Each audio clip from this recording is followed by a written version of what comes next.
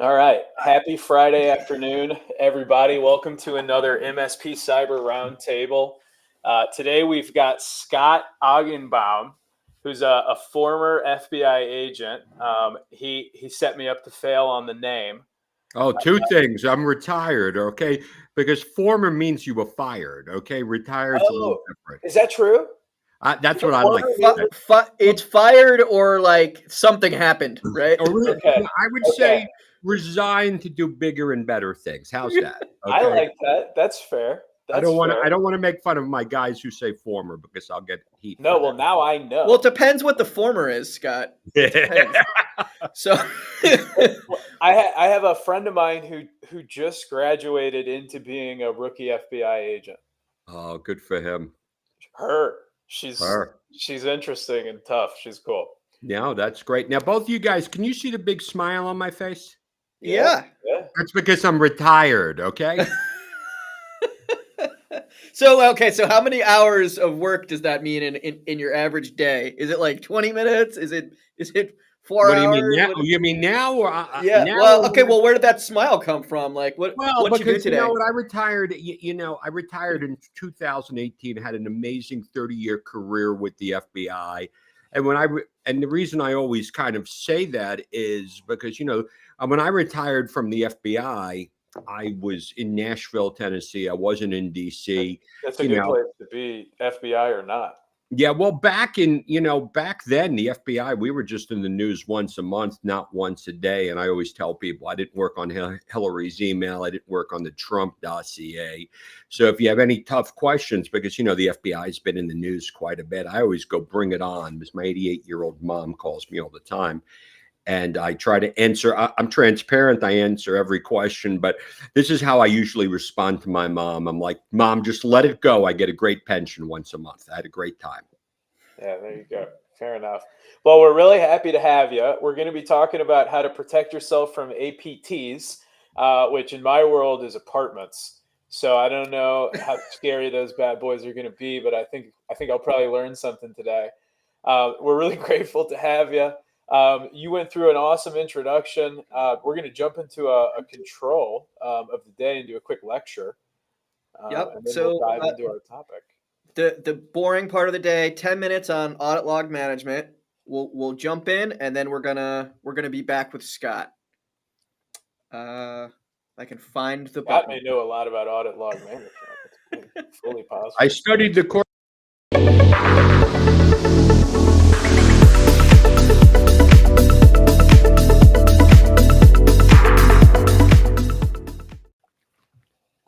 What did you study, Scott?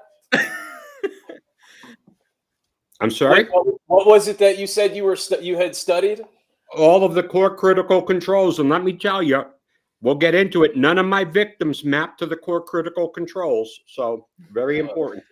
All right. So so CIS, which is the control framework we're going through right now, and we're looking at version 8, domain 8, which is audit log management. CIS has 18 categories of or knowledge domains, full of safeguards, critical controls that can stop cyber attacks. The people there in the the threat information sharing center inside CIS say that if you do all of these things and you do them well, you will stop 95% of cyber attacks. So doing them well, of course, is the tricky bit. But today we're looking at audit log management, and it's actually 2 pages here. This one has 12 subparts.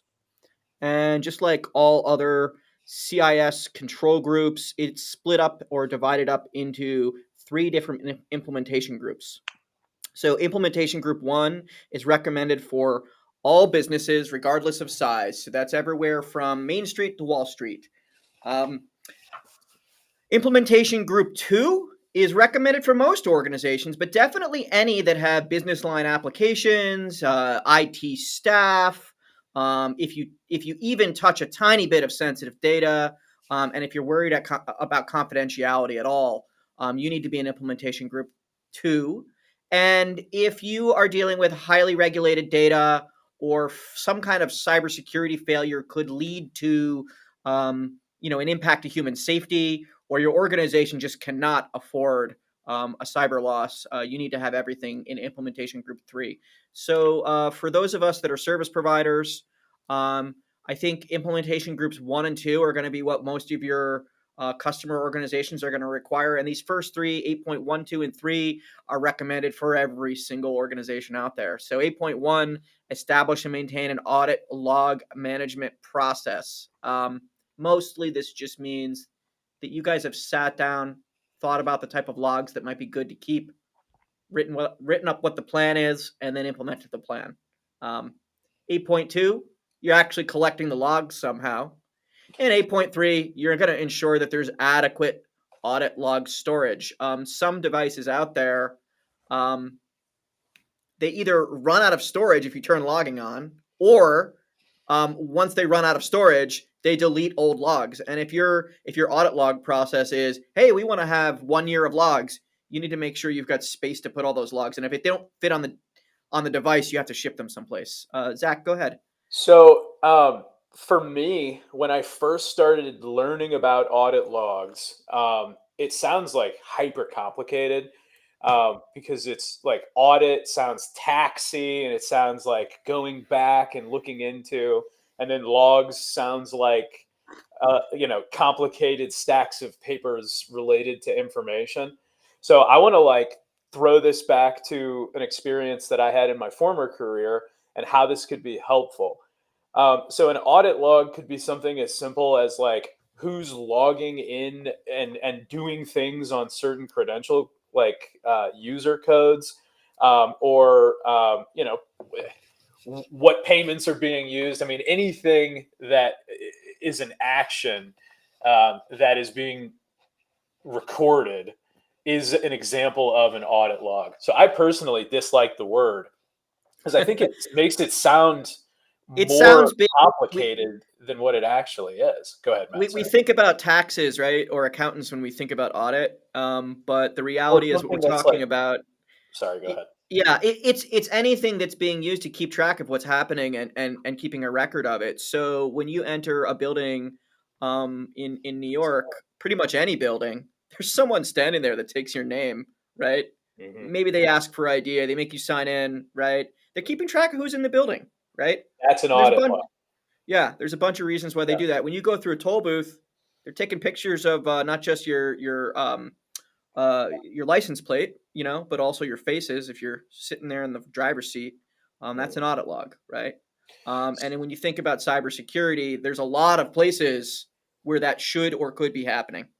So I like an example from my world in the restaurant industry where you had employees with codes. And they can log in with those codes, and then they do transactions, right? So a transaction might be like, I sold a bunch of food, or I might have like canceled a transaction where a bunch of food had been sold. So it gets really easy to manipulate what it looks like is happening and what is happening with transactions. And if you're not logging those things, things are going to happen, right? So Yep. I wanted to break that down into like for simplicity's sake, because it sounds more complicated than what I think this one actually is. Well, guys, can I just jump in and share an experience Please. from my time with the FBI that I really want to focus on? Because I ran a cyber squad in Nashville, Tennessee, where I was really handling intrusion response for the state of Tennessee. And when we were dealing with victim notification and telling a company that they were victimized and there was traffic leaving their network, and we would say, hey, at 3:00 in the afternoon, 92 days ago, at this point, there was a 275 megabyte RAR file was leaving, and they were able to say, yeah, this is our pipe, but we don't have logs. And at that point, it was like, okay, I did my victim notification, but, and let's think about it. If it was a manufacturing company, do you think they were able to tell me what was stolen? They keep track of everything, I'll tell you. Everything. Yeah, or healthcare. They measure every second. Or healthcare, or legal, or financial services, and the list goes on and on. And this is why it's just such an important thing. I'm a really big believer in the core. Yeah, and one of the things you might find, Scott, is when you get that notification, you may find out, oh, we have logs. We found out what was in that file, and it was not important. And no notification required if you have the right logs. If you don't have the right logs, you have to assume the worst, and you just say, well, we lost everything. And Well, so let me that's tell you, when we knew the traffic was beaconing out to either China, Russia, or Iran, let's just say that they were anything that they were stealing from a U.S. organization that was publicly traded or over $500 million, it was important stuff they were stealing. I don't. so. I wouldn't want to find myself in the wrong situation in either one of those countries right now. Well, and here's the thing too, you don't want to feel, and we always talk about when's the right time to contact law enforcement, this is what we're going to dive into. What do you do when law enforcement contacts you and tells you that you have a problem? Yep. No good. Yep. 8.4. Well, so let me just say that 8.1 through 8.3, which is just basic collection of logs, that's important for exactly the example that Scott pointed out, right? Which is realistically, you don't have the resources to like watch these logs, right? But if someone comes to you and says, we found a problem for you, or if something blew up in your environment, boom happens and you need to go investigate, you've got something to investigate. If you don't have the logs, who knows? It's the law these days in most states. You're supposed to be keeping track of this stuff. But if you actually wanted to be a little bit more advanced and actually do some log correlation and really make sense of your logs, that's when we get into these more sophisticated controls. And these are recommended for most organizations, not just some organizations, most. So 8.4, standardized time synchronization, which means that every single device on your network and every single device that connects to your network is being synced with the world clocks, so that down to the second, you understand that all of your devices are reporting the same time. Also going along with that, probably making sure that time zones are set properly. But the purpose of this is so that when you have logs in multiple places, right, you're able to actually go back and trace, oh, this happened here, and then that happened here, and then that happened there. Or if you're going to get really advanced, and we'll get into that in a few minutes, you could correlate cross devices in real time. And you can't do that if you don't have the time in sync. So that's really important. 8.5, collect detailed audit logs, which just basically means sometimes when you turn logging on, the logging's not very interesting because you have to turn up the detail. So just make sure it's got the detail required. 8.6, collect DNS query audit logs. This is turned off by default in just about every organizational infrastructure I've ever seen. You have to go turn this on, and in some cases, you have to build something to enable DNS query logging. From a technical perspective, actually quite simple. There's hundreds of tools to do this, and it's cheap. But if you're not collecting DNS query logging, it's really hard to keep track of, are we reaching out to Iran or China, or is this like our partner across the street? Without the DNS query logging, it's really difficult to really make sense of the logs. IP addresses are not always enough. How long do you have to keep that type of stuff? I guess you're probably going to tell me it depends if I remember. It depends. It depends. I think for a lot of organizations, a year is a good round number, but you really should look into what are the requirements for record retention in general, right? Generally, you want to keep data as long as you need it, and you want to get rid of it as long as you don't need it, right? And that's tricky. Are there responsibilities around how you get rid of this type of data, like logs, or do you just get to? Yeah, I mean, like any other data in your organization, you should definitely put some lifecycle management on it. And I would say logs can be sensitive. I mean, ideally, you don't have passwords collected in them, but there can be regulated data in logs. You need to be careful with them, and you need to expunge them or destroy them when required. So as we go into the second half of the maturity here on logs, 8.7. collect URL request audit logs. So rather than just collecting the DNS names of hosts you're connecting to on the internet, what's the full URL, right? That's where we would see like maybe that file name, whatever.rar that Scott was talking about earlier. We might see that on a URL request. 8.8, collect command line audit logs. So we're talking about your PowerShell, your Windows command.exe box, scripts that get run locally. If you're on a Linux box, this is anything running on the shell, right? If you're on a Mac, anything in the Mac terminal, right? What is being run in the background behind the GUI, right? What scripts are being run? We want those command line commands, because when attackers break into a network, you would think, oh yeah, they get in there and they install malware, right? But that's actually not right. They actually installing malware is almost the last thing they do.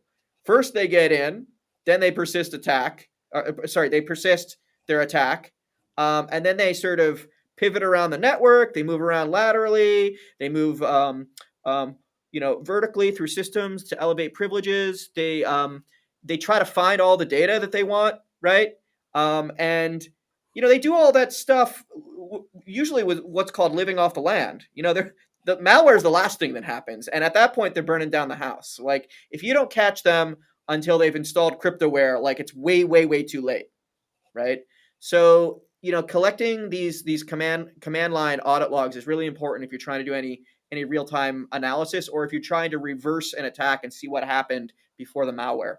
8.9, centralize your audit logs. So a lot of people have invested in SIMs, or they've been convinced that they should have a SIM. And I think that collecting all of your audit logs into one place so they can be correlated and hunted and whatever else, that's great. It's also worth noting there are 8 log things you should be doing before that. And if you haven't done 8.1 through 8.8, please do them first, because centralizing audit logs, it's hard and it's expensive.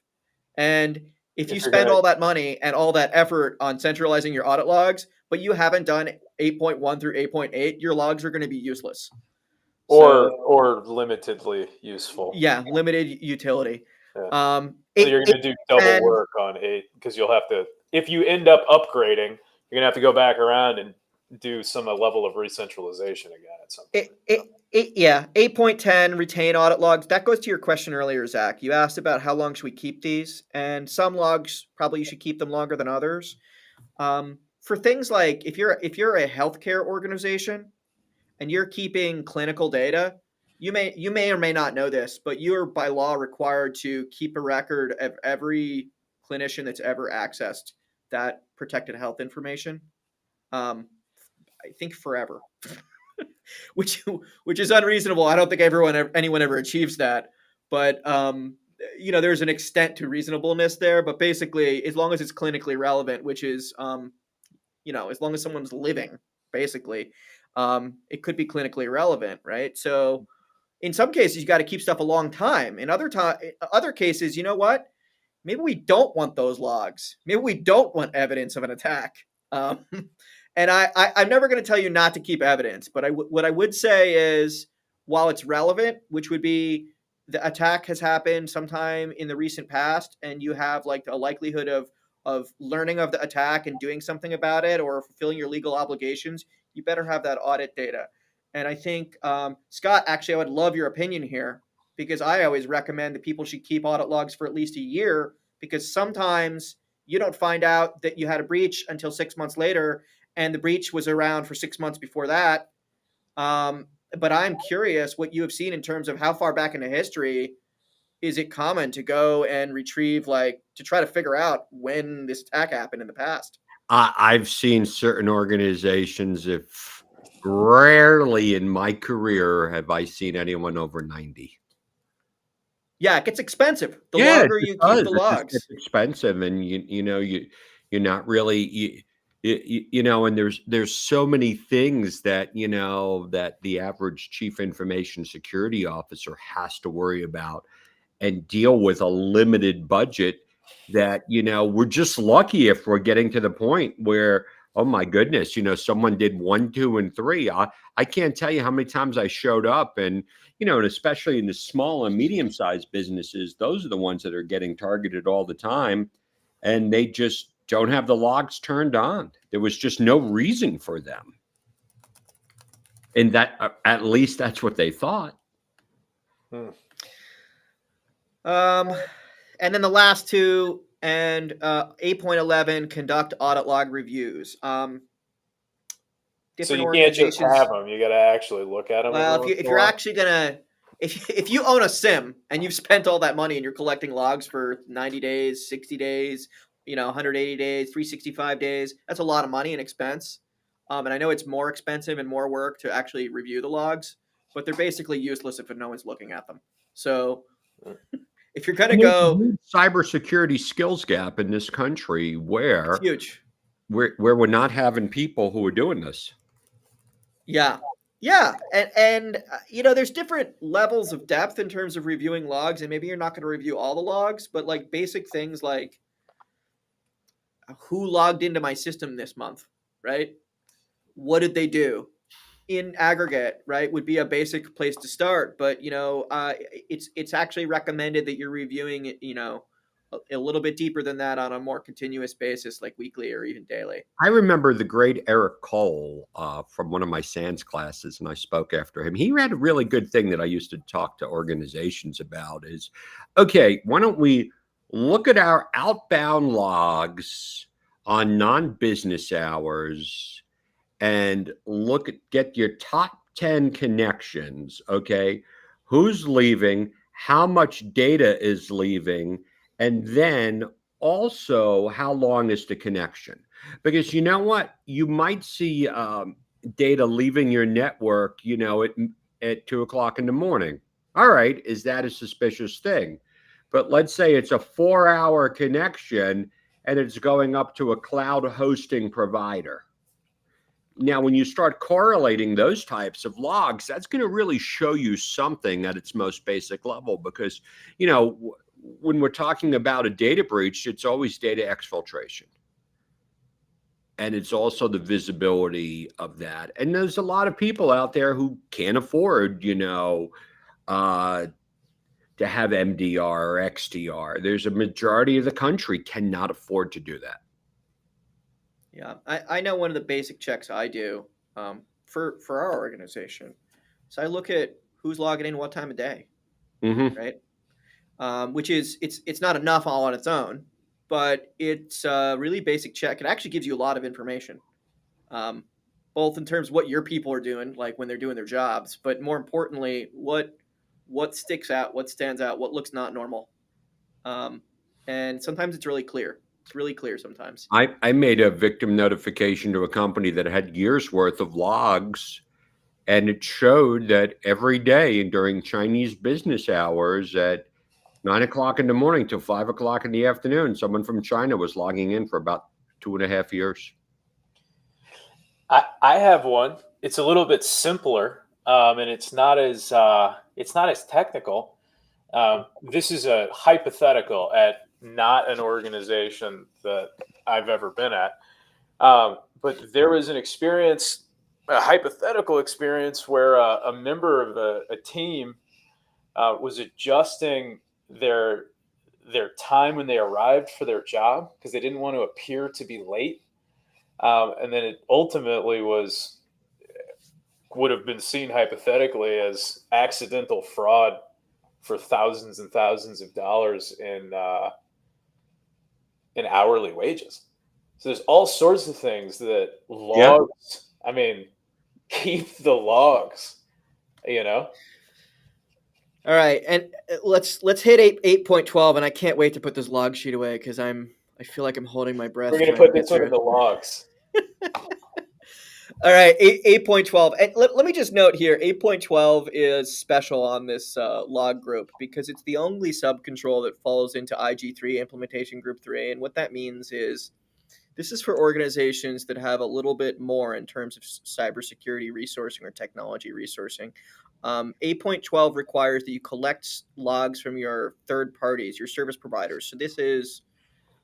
if you're using QuickBooks Online, we would expect to get logs from QuickBooks Online. If you use Office 365, we would expect to get logs from that. Some of these things are easier than others, and the reason why this makes this an advanced control is sometimes you'll find, wait, that SaaS product we use on the internet doesn't keep logs or doesn't allow us to centralize them. And you may find, oh, we have to actually like rip that whole product out and replace it with a different product to collect logs. And so this is this is an advanced intervention, but we love to get those service provider logs when we can. And if you're an organization with a lot of risk, you got highly sensitive data, it's regulated. You really are going to need those things these days to trace, where the data is floating around in the SaaS world. So I'm happy to put CIS Control Group 8 Audit Log Management to rest here. I think today, we brought Scott in here to talk about like real world cyber losses, right? Real world incidents or attacks, and you've seen an awful lot of them, certainly more than I have. And I think the topic of the day that we put up here on the headline was protect yourselves from APTs, which stands for Advanced Persistent Threat Actors. But it's a funny word. It means different things to different people. It has both sort of a common parlance meaning among the technical crowd of the world, but then there's a very specific meaning for cybersecurity analysts. Scott, I know you recounted to me that APTs are sometimes getting more attention than they deserve. So, Take the what floor, do you think of man. all this? People are scared. People are scared. They're scared of Russia and China and Mhm. and advanced threat actors all over the place. But what should they be scared? Yeah, let me set the stage. I appreciate what you guys are doing on the core critical controls. I mean, there's not enough people talking about that, and that's just great. I got involved in cyber in '98. I'm just going to give you like a 5-minute overview just to set the stage. Yeah, please. I get involved in 1998 because I had advanced computer skills when the National Infrastructure Protection Center was formed. And what does that mean? I knew how to use AOL, so I became the cyber guy in the office, which We was were not, rocking the instant messenger. yes, which was not the cool and fun, sexy job to have. And back in the 90s, we were chasing thrill seekers and amateurs. And after the events of September 11th, changed the trajectory of the FBI, going from a local agency to a global agency to trying to prevent attacks before they happen. And a cyber division was formed at FBI headquarters in 2002 to deal with this national threat of cyber, build a cyber strategy. I got involved with that in 2003 as my core competency. And back in the day, a majority of my FBI buddies made fun of me. And they told me that the cybercrime problem will be eliminated by 2007 by a lot of really smart people with technology. We're good then. And let me tell you, you smart people with technology, we all failed. Are we sorted out? Is everybody okay? No. Yeah. Well, so I get to Nashville in 2007 as the first supervisor of the FBI cyber squad. We got 56 squads throughout the United States. And I am dealing with computer intrusion response and also education. To me, I developed a real outreach program when I was here because I took what I learned and I tried to apply it as much as possible to the private sector through our InfraGuard program. I would create initiatives to talk to people because honestly, as a young FBI agent, if you ask me to find the role of the FBI, it's easy. Bad people do bad things to good people. I work with state and local cops. We put bad guys in jail. I'm never in the office. I'm running and gunning. But now I'm working cyber, and I'm like, man, I got to sit in the office all day. But if I go out and I talk to people, I don't have to sit in the office. So that's what I was doing. And during this time frame, I interview almost 1,000 cybercrime victims. I mean, and we can go down any rabbit hole you want. I mean, I see the Chinese getting into healthcare in 2008 after Brian Krebs breaks the story on the Russian business network in 2007. The FBI is telling the financial services sector that Russian organized crime is the #1 threat. I think the game changer is the target breach, and it's not the game changer. The first time I dealt with APTs that I was able to talk about was when they broke into a healthcare company and stole all of the healthcare information in Nashville. And then it just progressively got worse because in 2016, I'm telling the private sector about an emerging threat called ransomware. And the companies didn't Still know. around. What's that? Still around. Yeah, but nobody wanted to take this stuff seriously, and also the business email compromise. And so let me just go through what I like to call the four truths about cybersecurity. And I want to kind of go with them and just to get them from your angle and also for the audience. The first, and this is after dealing with 1,000 victims. I mean, I've touched probably more, but 1,000's an easy number. And I mean, if I spent 25 years as an FBI agent, I mean, that comes down to like 70 a year or something. I've dealt with 20 in a week. So here's the first thing. None of my victims ever expected to be a victim. Why would anybody want to target me? I'm a small manufacturing company, and I am a nonprofit. I am an academia. And here in Nashville, here I am. I'm in the Silicon Valley of healthcare. I'm talking to some of the largest companies, and I'm getting out and I talk to companies. I'm like, are you concerned that you're going to be a victim? No. I'm a small business. I want to ask both of you, Zach, Matt, what's a small business dollar-wise for you? It's such a funny thing because every single time I use the word small business, I've learned this in my career. You have to define small business, right? Some people say it's less than 2,000 employees. Other people say, well, it's less than 20 employees. And so that's like a big, not employees. it's a big range, right? But I don't know. I have a company who comes to me and I said, are you concerned that you're going to be a cybercrime victim? And they said, no, we're a small business. And I said, you have $350 million in revenue. Do either of you guys think that's a small business? No, absolutely not. I think they're a juicy target. Hold on. But in Nashville, Tennessee, we have HCA. They're a $54 billion healthcare company. Are they a small business compared to HCA? Yeah. So they're smaller. Well, but that's the whole thing. And this is the first truth. None of my victims ever expected to be a victim. So I would talk to companies on the NASDAQ. They would say, I don't feel like I'm going to be victimized. We're on the NASDAQ, for goodness sake. I talked to publicly traded companies, and they would say, we're in Nashville, Tennessee. Who's going to want to target us? I had a company that was a $6.5 billion company say they don't fit the victim profile. And I'm here to say, and I want to see if you guys agree with me, there's no such thing as a victim profile. If you have an email and if you have access to a bank account, you fit the victim profile. If you have employees that you could accidentally or unintentionally piss off, you fit the victim profile. Maybe your business isn't even financially valuable, but the attacker just really hates you. I mean, you know what I mean? It really, you don't know what the situation is. I'll tell you, Scott, every single partner I sit down with to do training, right? We talk about third-party risk, and I always bring up the examples of, did you know that QuickBooks Online is actually your responsibility to secure, as is your online banking? Like, those are the things that attackers are actually after, and you have to care for that stuff. You have to put security around. Don't even get me going with that because I'll get to that point in a second because I've been out. And it comes down to, I'm going to stick with the four truths. And the first one's no one ever expects to be a victim. And the second truth really relies on the fact that most people don't know what they have. I was at a Chief Information Security Officers Conference about 4 years ago in Atlanta. Now, these guys ran circles around me. I'm not a tech guy. I'm a people person.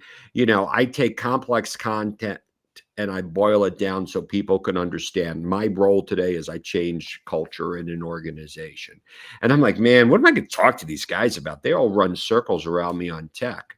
And then I asked them a question. I said, how many of you guys understand your environment enough to know all the cloud-based platforms that HR, sales, marketing, finance are all using? Because this is when the NFL had their Twitter accounts breached. I didn't know that even happened. That shows how bad I am at. And let me tell you, it really came down to the fact that nobody was using two-factor authentication. That was a marketing problem, but who do you think got thrown under the bus? It happened to be the information security people. And at that point, I asked that question, and a majority of them did not raise their hand because they didn't have access. Nobody's putting information on. They're It's a not putting lot of stuff too. Yeah, because you're not having those conversations. So here's the second truth about cybersecurity. When the bad guys steal your stuff, your data, your money, or if this even impacts you on the family level, like your parents, your kids, when you contact law enforcement is not going to get your stuff back. We don't have a magic wand. So now I'm going to put you on because I like to take over shows. I like to interview my host over here. So You're making today easy. What's that? You're making today easy. Oh, yeah. I feel like I'm watching, man. It's awesome. Well, you should be watching. Okay. I'm going to go through the question that I used to get all the time. And this is the question I love to do to stump my audiences. Ready? Ransomware. Do you pay the ransom or do you not pay the ransom? One of your clients just calls you up. I don't want to put you guys on the spot, but what are you going to do? I want to get it. So I have a complicated answer. I think I'm supposed to go first because I think we. Okay, you go first. I think we know your answers are going to probably be better than mine, or at least more educated than mine. I think the answer is technically no, because you can't determine whether or not they are going to then decide to give you your stuff back. You can't determine whether or not, if they do decide to give it back to you, that they're then going to properly dispose of it and not use it to hurt you in some other way. And in an ideal world, you should have backups and be able to move yourself away from that situation. Anyway, that's my half stab. So yeah, you don't negotiate with terrorists, right? Like that's the point of view. Right? Before you answer, Matt, let me just give a couple of things too. When I was with the FBI, grade my homework here. I used to tell people all the time, because you know what? To me, it's like, all right, if you're going to pay the ransom on a Monday and not fix the vulnerability and then get shocked that you got hit again on a Wednesday. And I'm like, guys, that's why they call them criminals. There could be lots of different violations. So Matt, you finish up. What do you tell your clients? Well, okay. So first of all, if you're asking yourself that question right of boom, it's like, that was wrong, right? You should ask yourself that question before the bad thing happens, right? You should understand what industry you're in. You should understand what would be the impact, right? Can we afford to be down? How long can we afford to be down? If this was disclosed, what would the impact be? Do we have a legal obligation here, right? Those are things you should be asking yourself well in advance. And if you need to be analyzing your risk, you do that. But the next thing is, if you decide, you know what, if we were in a pinch of a situation, this might be a hard decision. That means that you're an organization that should have an incident responder retained in advance, way in advance. They should be briefed on your systems. They should have a plan in place. They are going to make a recommendation, and you are going to let the incident responder run the show. In addition to that, this is a discussion that should be had with your insurer. You should have cyber insurance. Your cyber insurer and your incident responder should be a team. And I think that most clients are uninformed to answer that question, Scott. And I think, unfortunately, these cybercrime gangs, they're real businesses. They're billion-dollar businesses in some cases, multi-billion-dollar businesses. They got customer service, right? You can open tickets. They basically do what they say, oftentimes at the same rate that commercial organizations do. Now, a lot of them are slimy, right? And the reality is some of them never pay out, right? Sometimes you don't have to pay out because you can get your data back. And that's why an incident responder is so important. But I think the important thing is that if you're analyzing your risk in advance and you're taking the steps required to back up your data, for example, Zach, to make sure that you've got that cold set, right? To make sure that you've got an incident responder, to make sure that you have that cyber insurance, you will never be in the place of making that decision. Well, if I was put on the spot though, Scott, I don't know. It's hard. It depends. Oh, let me tell you, this is what there could be human health. There could be human safety at stake. There's no right answer for this. There's not. I love when people raise their hands and they go, "No, we're not going to pay the ransom." That was me just now. Yeah, and get it. And I go, well, if you've never lived through this, it's like the great poet Mike Tyson said, a plan's only as good as a plan until you get punched in the face. Now, here's where I kind of piss people off, but I'm from Brooklyn. I love to piss people off because everyone goes like this. I got a really good backup. That was also me just a minute ago.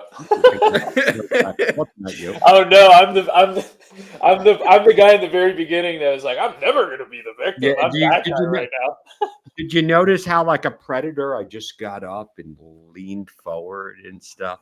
Because here's the deal. I'm like, all right, listen, I was giving bad advice. I mean, all right, so let's go about this. Okay, in the grand scheme of life, how does having a backup prevent ransomware?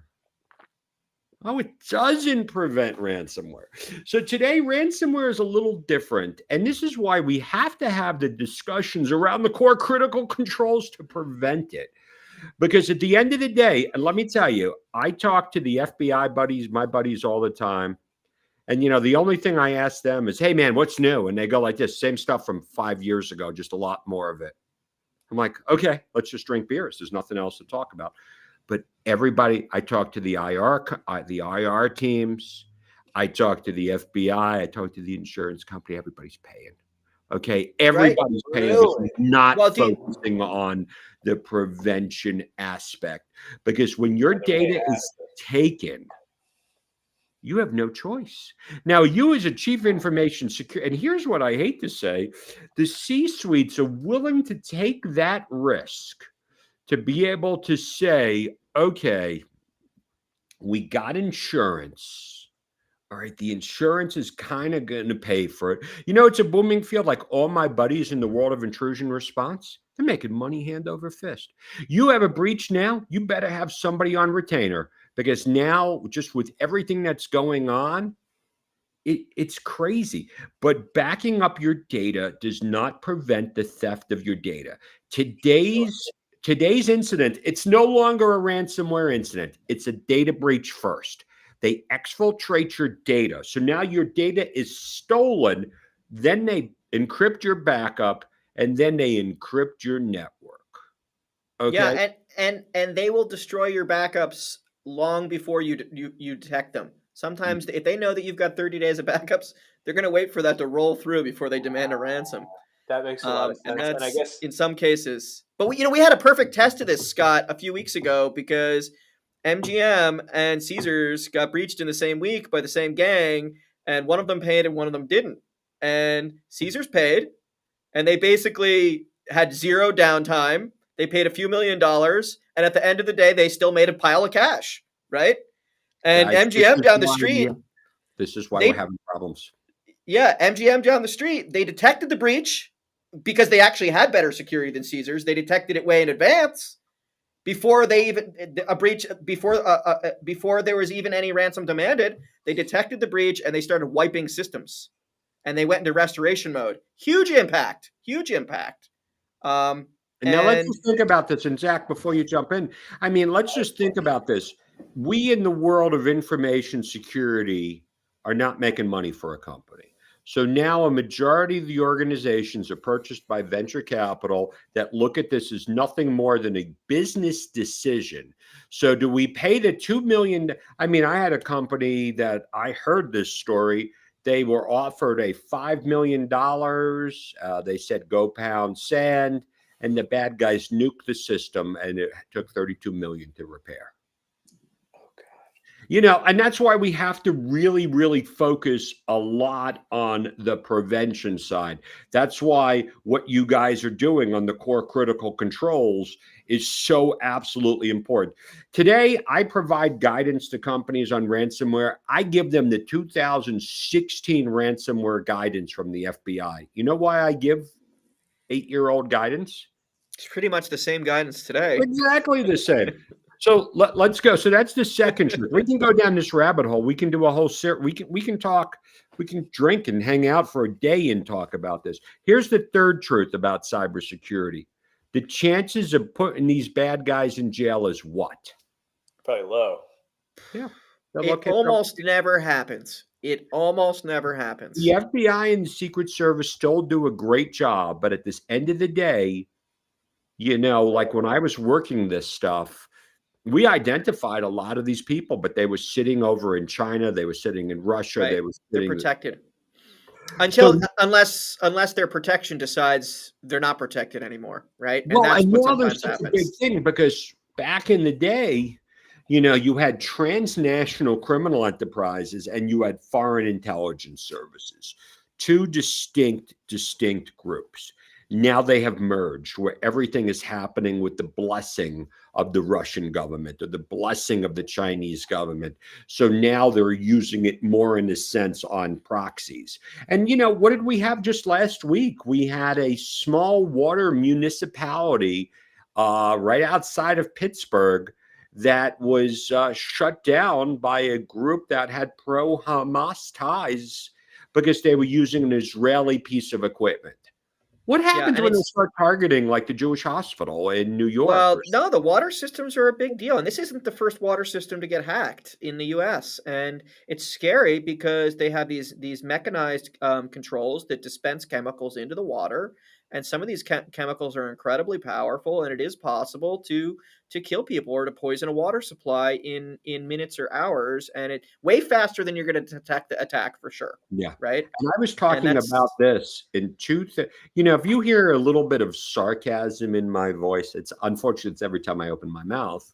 Is because when I was with the FBI, this is what I was dealing with every day.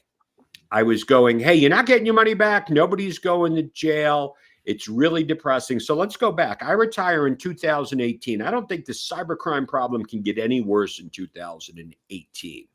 And in 2015, Cybersecurity Ventures said it was a $3 trillion problem. And by 2021, it was going up to a $6 trillion problem.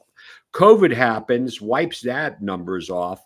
And today we're looking at almost an $8 trillion global problem going up to a 10. Now, there's a lot of debate on the numbers, but let me ask you, is there a difference if it's an $8 trillion problem or a $6 trillion problem? It's really bad. Now, let me ask you, is the problem going to get better or worse in the next couple of years? people keep thinking it's slowing down, but it doesn't seem to be stopped. So it keeps getting Slowing bigger. down? What I planet people are they living so on? it depends on who's measuring, right? It depends on who's measuring.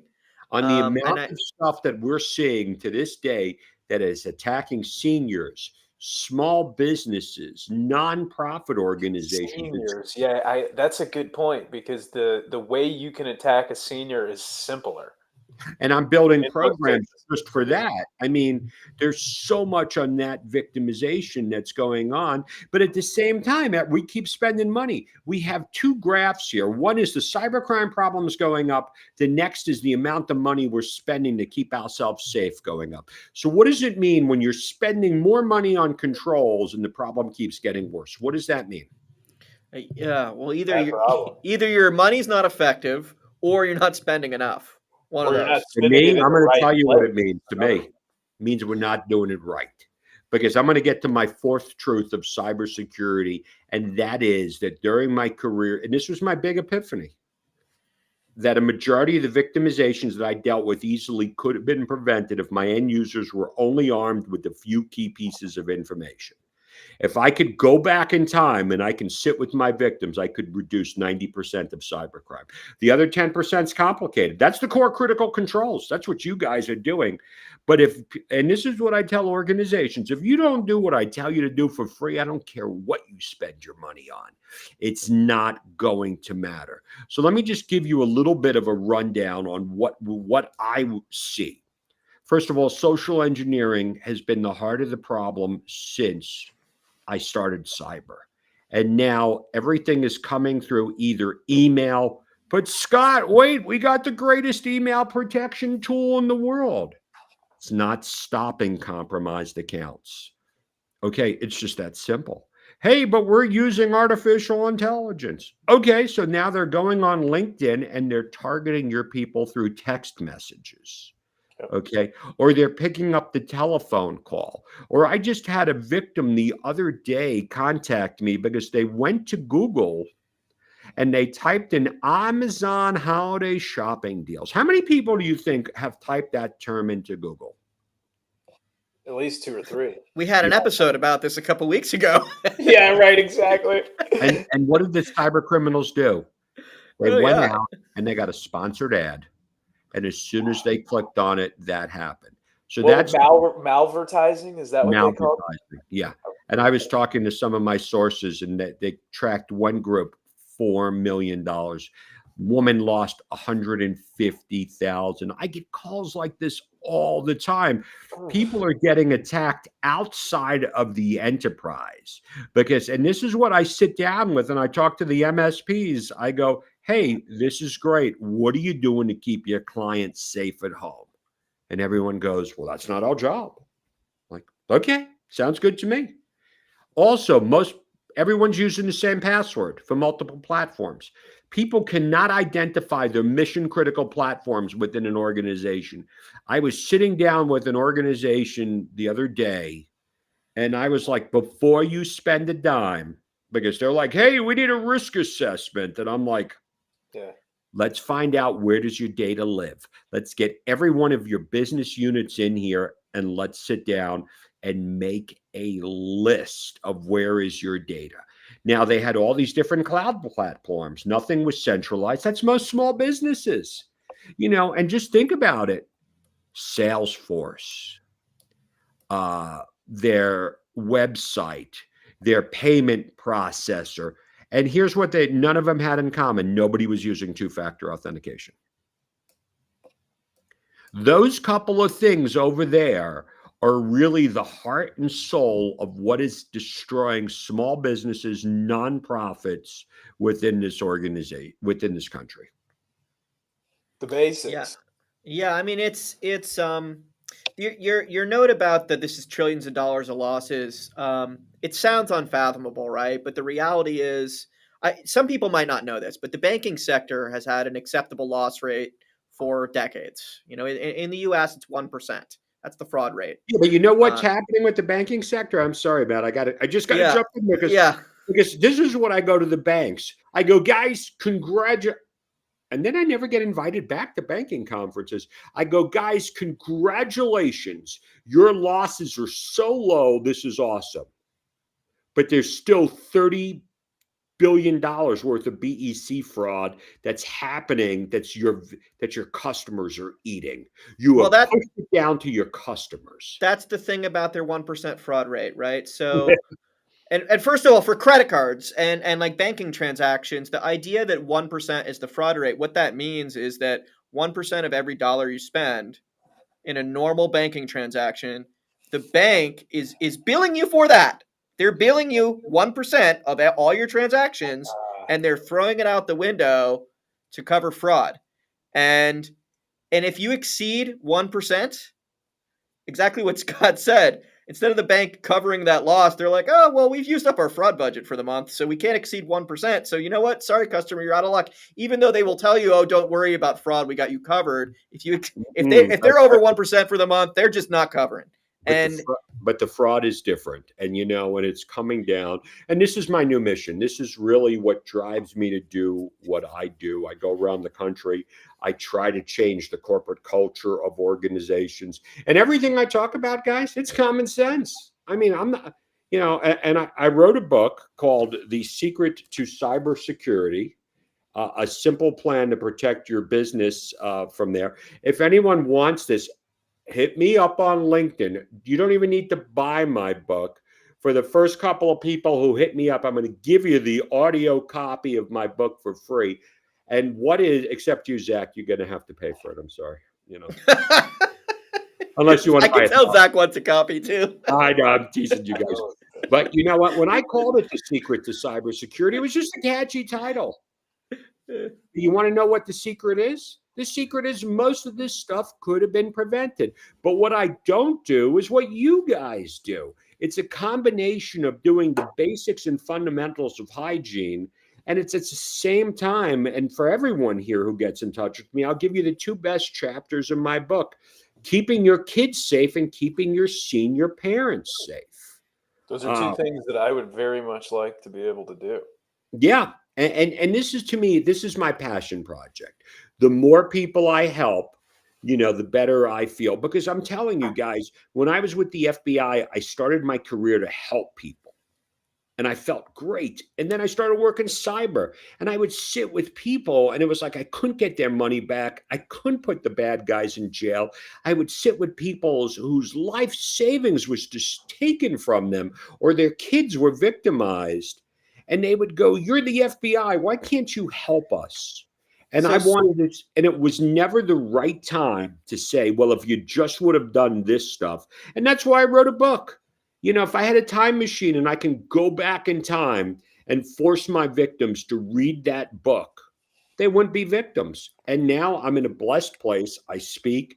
I used a book to educate people and that stuff. And that's why I'm going to give it away here for people who contact me on LinkedIn. I recorded the audio book and the PDF version, and I have it on a platform that I can give away because I'm so much want to keep people safe.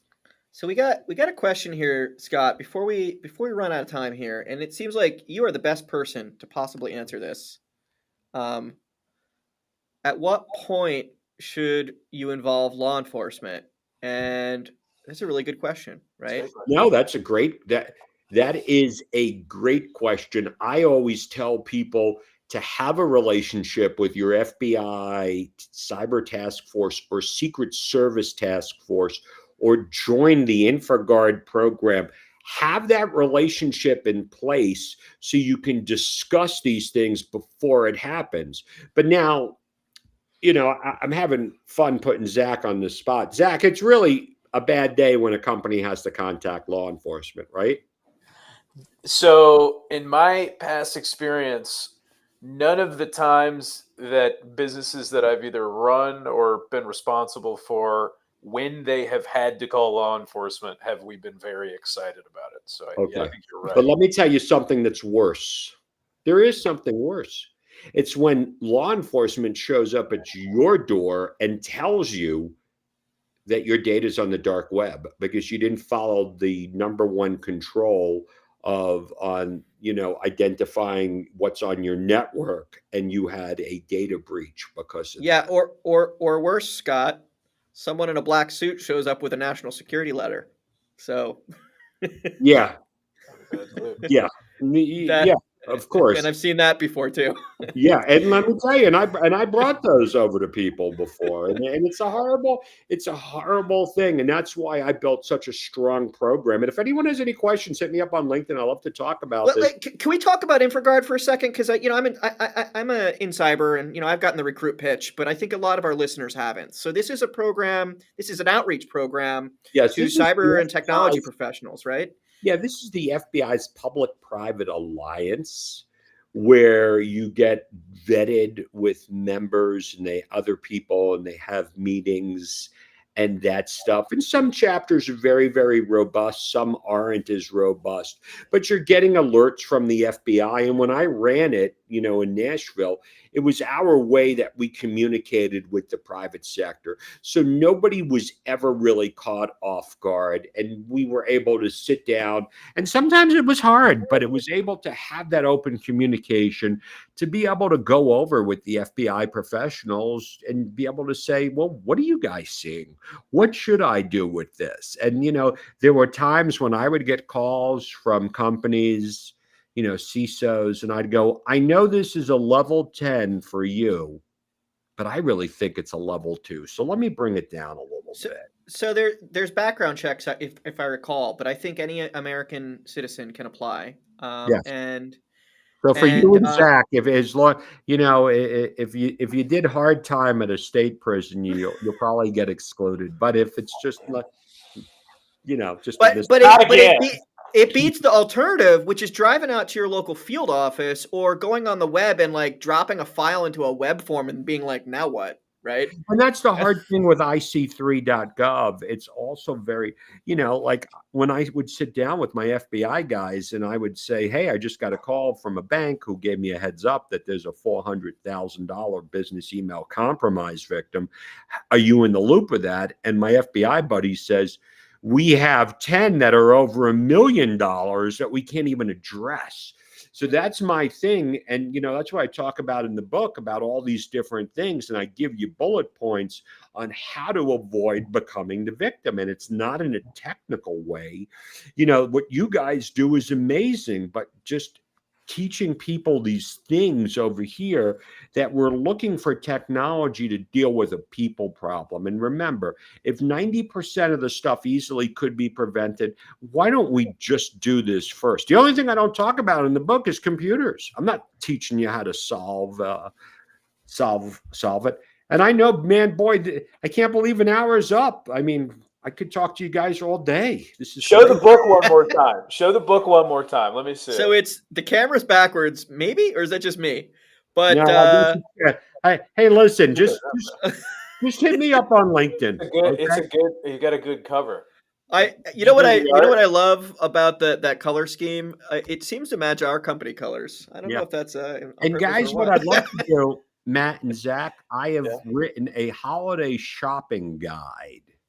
Let's get that out there. So I'd love to give it to you guys to share with all of your customers and all of your listeners. And guys, and if you don't even want to do that and you just want to steal the content, I don't care. I mean, I just want to keep people safe. Well, you're the man, Scott. You're awesome. Thank you, Scott. We'll distribute that and we'll include it linked into this show. So thank you. Awesome. All right. Well, I think that brings us so much. This was such a great time today. I really appreciate you allowing me to entertain you, Zach. I'm sorry if I picked on you a little bit, but I had a little fun. Not enough of our guests pick on me like they should. Honest to God, there's more personality that could come out. So it was a blast, sincerely. Thank you, everybody who joined us today. Happy Friday. Have a great weekend. Next week, we're going to be welcoming Morgan Aspinwall, who is who's a core member of the team over at Halo PSA. We're going to have a conversation around security triaging using your PSA. So that's going to be a really great conversation from really great guy at a really great brand. So looking forward to that. Thanks again for joining us. If you haven't already, check out our YouTube for more educational content, and make sure you like us on LinkedIn, and have a great weekend. Thanks again, Scott.